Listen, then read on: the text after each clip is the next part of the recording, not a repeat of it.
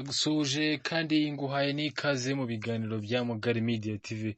Reka nizere kumeze neza. Hanyuma reka unyemerere amakuru nyahere mu gihugu cy'u Rwanda mubwire ko u Rwanda rwanenze Amerika yarushinje RDF kurasa ku nkambi y'impunzi i Goma.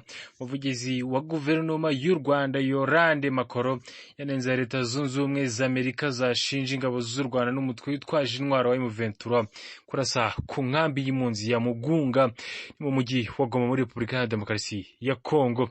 Igisasu cyaguye mu nkambi ya Mugunga kuri uyu wa gatatu bwo ingabo za RDC zari zihanganye n'abarwanyi b'umutwe witwaje intwaro ba M23 bagenzura imisozi ikikije umujyi wa Sake mu birometero bigera kuri 20 ujya i Goma.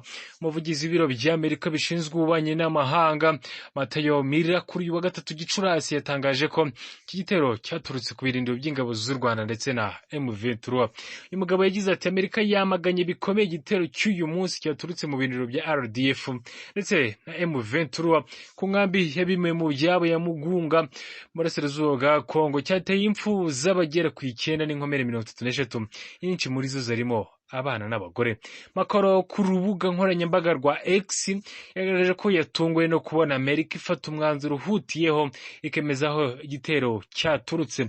Uyu mama yagize ati ibi biratangaje Matthew, ni gute mwageze kuri uyu mwanzuro utumvikana hagati RDF igisirikare cy'ikinyamwuga ntabwo cyatera inkambi yabimukira ndetse yabimuwe mu byabo ngo kize kuba cyabatera amasasu.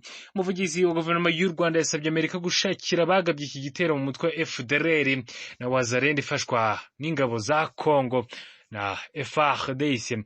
Umuyobozi w'ubutumwa bw'amahoro bw'umuryango w'abibumbye muri Kongo MONUSCO akaba n'intumwa yihariye y'umunyamabanga mukuru wayo Bintou Keita yamaganye iki gitero gusa we niyemeje aho cyaturutse. Yasabye ubuyobozi bw'iki gihugu gufata ingamba zatuma bakigizemo uruhare bagezwa imbere y'ubutabera. Umuryango w'abaganga ndengamipaka MSF wanenze icyemezo FARDC yafashe cyo gushyira imbunda mu baturage hagati by'umwihariko mu nkambi z'impunzi. Wagerageje ko mu gihe cy'intambara rikomeje bizashyira abasivile mu byago. Hanyuma reka nyemerere amakuru nyakomereze nanone muri Kongo, ndacyari mu gihugu cya Kongo muri Repubulika ya Demokarasi ya Kongo. Ubuyobozi w'itorero rikomeye yemerewe nabi kubera kurongora umwana wavutse mu bihumbi 2009.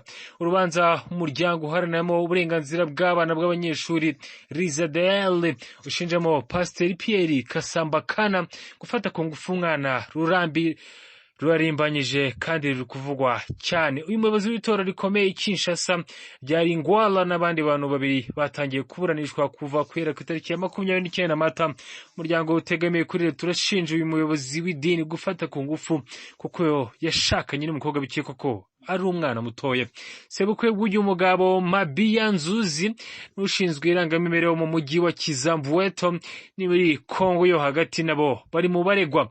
Umwunganizi wa Rizadel Merliviere Gibunguru yemeje ati hariho indangamanota nyinshi zerekana ko uwo mwana yavutse mu bihumbi 2009.